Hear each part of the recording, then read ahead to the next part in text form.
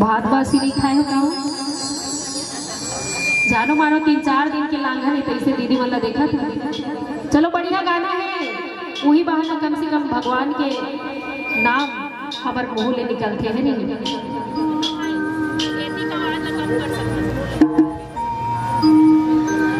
मेरी झोपड़ी के भागा खुल जाएंगे राम आएंगे।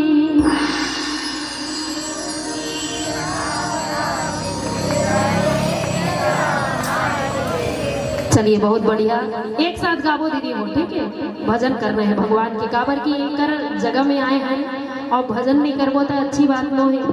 जब तक हम भजन नहीं करबो, कीर्तन नहीं करबो, सत्संग नहीं करबो, संत मन के संग नहीं करबो, तब हमला परमात्मा कैसे मिली। तो सत्संग के जगह में आकर के सत्संग करबो तभी हमला परमात्मा के प्राप्ति हो सकती है। तो चलिए मेरी झोपड़ी